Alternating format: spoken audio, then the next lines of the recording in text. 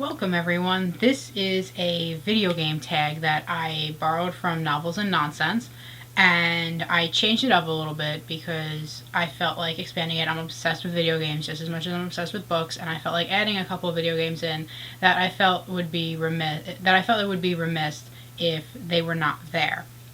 So credit goes to Novels and Nonsense for starting it. I adjusted some of the things, and we're just gonna start.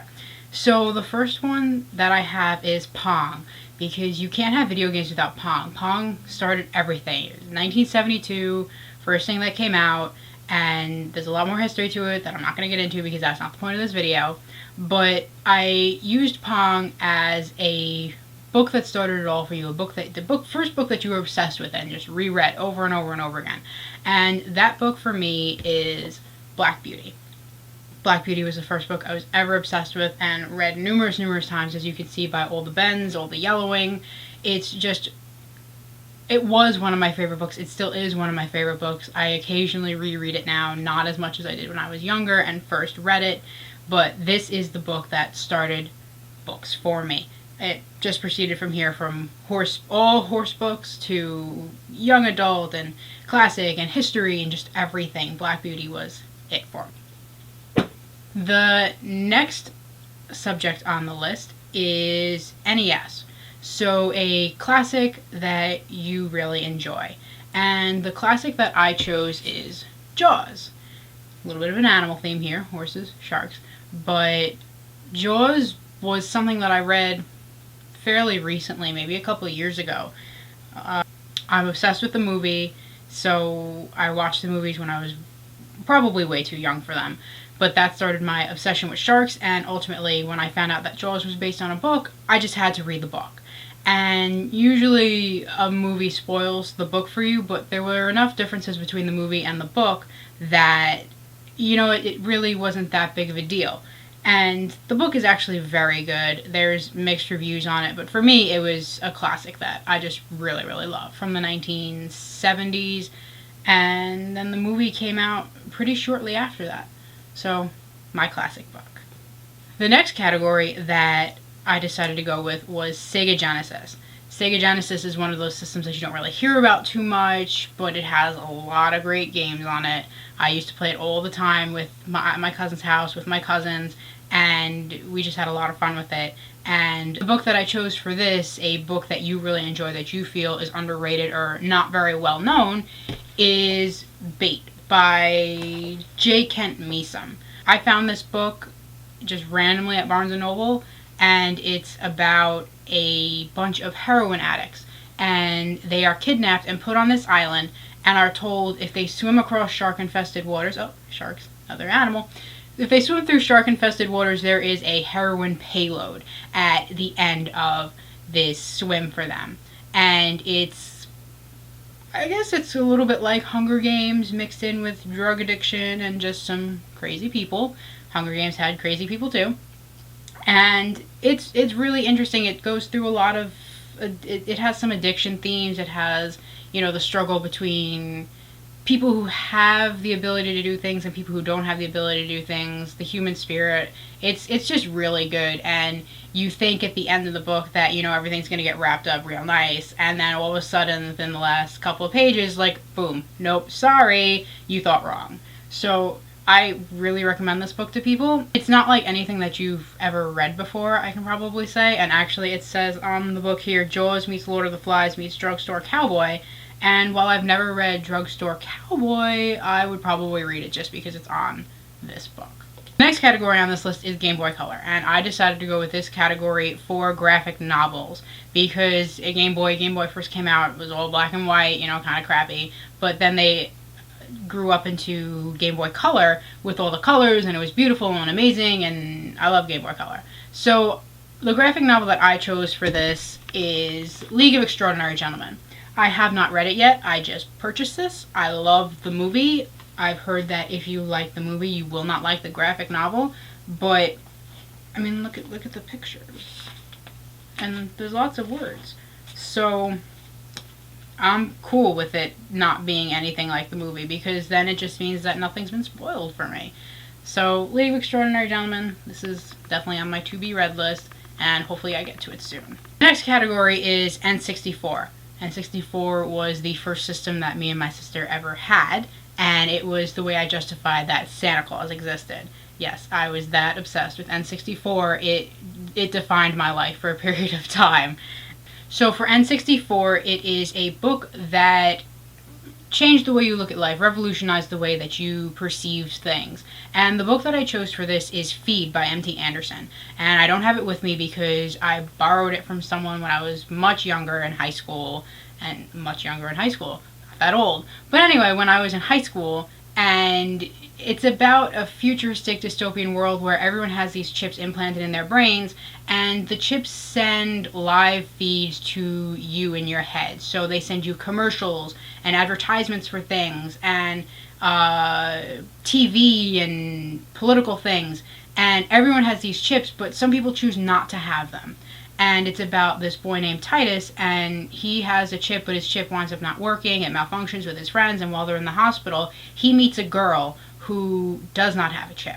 And it's kind of a little bit of a romance story, kind of a little bit of a coming-of-age story, and I can't really explain the way it revolutionized the way I view the world without telling you the ending, because the ending is really what changes everything for me. And it's just a really great book.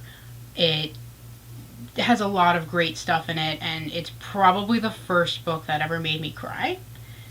And that's saying something. The first book that ever made you cry, for you to remember that. So I really recommend Feed. It's not that big, it's not that long, and it's got some great stuff in there. The next category on the list is PlayStation 2. I chose PlayStation 2 for a book that has expansive worlds, because PlayStation 2 is what first introduced me to Final Fantasy. And PlayStation 2 is Final Fantasy 7 and Final Fantasy 8, two games that I spent weeks worth of time on, because there's just so much in there, and you can be on one part of the map and you're told, alright, now you have to go find this airship all the way on the other side of the map, and you're like, oh, really? And they're just two games that I really, really love, and Final Fantasy 7 is getting a reboot. Amazing! And that's part of the reason why I chose PlayStation 2, Final Fantasy 7. So the book that I went with for here is Game of Thrones, because anyone who's seen the TV show or read the books, read the book. Don't just watch the TV show, and if you haven't watched the TV show, read the book first. Anyone who's watched the TV show or read the books know that it's a huge world, and you have so many different characters, and there's so much going on, and if you have not read this book yet, read it. Read it, please, because it's amazing. And, it is a little daunting. There's like 600 pages, 700, 800 pages, and they just keep getting bigger from here. But it is really worth the experience and all the jaw-dropping moments that you get. And if you've seen the shows and you experienced the Red Wedding, it's a little bit different in the books. So you might still get your jaw-dropping experience. So please read this. It's awesome. Next category is Xbox 360. I am not an Xbox person. I am Nintendo and PlayStation all the way. So Xbox 360 I have as a book that did not go over as well with you as it did for other people, because, Xbox 360, not my thing. So the book I chose for this is Maze Runner, and I don't have it because it didn't go over well with me. I did buy it, and I read it, and it was annoying. The characters were annoying, their names were annoying, the words they used, like clunk, really annoying. And it wasn't something I was really interested in finishing. And by the time I finished it, I was like, really, this is how it ends? I wasn't even going to read the second one. And my friend who liked the series convinced me to read it, and I barely made it through. And not finishing series is not something that I do, but this is a time that I didn't finish the series. So Maze Runner, a lot of people like it. Some people don't really care for it. I am one of the people that really don't like it. But I've heard the movie's great, so probably going to go see the movie. Next up is Wii U, a book that you want to share with everyone. And I chose Wii U for this because of the commercials where you had the Japanese guys going to everyone's houses and they're like, we would like you to play. And this is just a book that I think that everyone should read and that I've been recommending to everyone recently. And that is Ready Player One. I know that it's gotten a little more popular recently. I've seen a couple people more reading it. Basically what this book is about is another dystopian kind of future where you have an MMORPG, incredibly immersive game, MMORPG, massive multiplayer online role-playing game. And it's totally immersive. You are actually in the game. I would be in all my glory. That sounds super exciting to me. I want someone to create this. Please, I will throw all of my money at you. And the main character, Wade Watts, is in this world, and he is trying to find these Easter eggs that the creator of this game, Oasis, left in the game after he died, so that whoever found them would win his billions and billions of dollars. He's really famous and a billionaire, and he was obsessed with the 80s and video games and 80s music and pop culture. So if you like the 80s, you grew up in the 80s, definitely read this because you will get all the references. I got a lot of them. I had to look up some of them. There's also a couple of neat little trivia facts and stuff in there. But besides that, it's just a good book. It keeps you at the edge of your seat, and there's a lot of stuff going on, and there's never really any slow periods. So I really, really recommend Ready Player One, especially if you're into the 80s, if you're into gaming, just do it. The last category on the list is Reset Button. And Reset Button is a book that you have read over and over and over and over again. And this book that I have read several times is The Gargoyle by Andrew Davidson. And I don't have it with me. It's currently loaned out to a friend of mine, but I will be getting it back because it's coming to that time of year where I am rereading it. Yes, I do have a set time for when I reread the book. So The Gargoyle is about a guy who gets severely burned in a car accident that he has. And while he's getting treatment at the hospital, which it's very descriptive. They talk about how they put the maggots on him and they do skin grafting and all kinds of stuff. And apparently Andrew Davidson did a lot of research for this, which I admire. I think that's really great. And while he's in the hospital, this crazy woman who's also in the hospital comes up to him and says, hey, do you remember me? I've known you for hundreds of thousands of years and, anything? And he's like, yeah, no, you're crazy. Please go away.